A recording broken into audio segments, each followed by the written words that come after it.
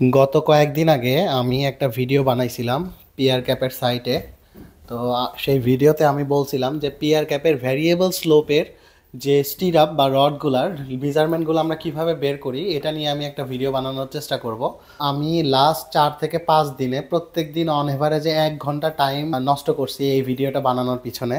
নষ্ট করছি বলতেছি কেন, কারণ হচ্ছে নর্মালি এই ধরনের এক্সপ্লেনেশন ভিডিও বানাইতে সর্বোচ্চ 30 মিনিট লাগার কথা, কিন্তু আমার কেন 4-5 ঘন্টা টাইম নষ্ট হলো এটার কারণ হচ্ছে এক্সপ্লেনেশন ভিডিওগুলো আমি ওবিএস স্ক্রিন রেকর্ডার ইউজ করে করি।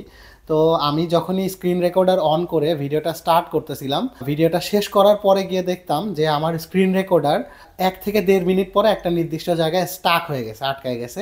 ভয়েসটা ঠিকই নিচ্ছে কিন্তু স্ক্রিনটা স্টাক হয়ে গেছে। আমি খুবই হতাশ হয়েছি। লাস্ট 4টা ভিডিওতে আমার এরকম হয়েছে। পুরো ভিডিও আমি কমপ্লিট করছি, করার পরে দেখি যে এই অবস্থা। যাই হোক, ভিডিওটা একটু লেন্থের দিক দিয়ে বড় হয়ে গেছে যেহেতু এক্সপ্লেনেশন টাইপের ভিডিও। আমি আশা করি আপনারা যারা আমার ভিডিওগুলো দেখেন তারা এই ভিডিওটা মনোযোগ দিয়ে দেখবেন, কারণ এটার পিছনে আমার অনেক বেশি সময় নষ্ট হয়েছে। ভিডিওটা অলরেডি আমার করা শেষ, আমি হয়তো বা এডিটিং করে আগামীকালকে আপলোড করব। তো আপনারা যারা এই ধরনের ভিডিও নিয়ে ইন্টারেস্টেড তারা আমার সাথে কানেক্টেড থাকবেন আর আমার চ্যানেলটাকে ফলো করবেন। ধন্যবাদ সবাইকে। আসসালামু আলাইকুম।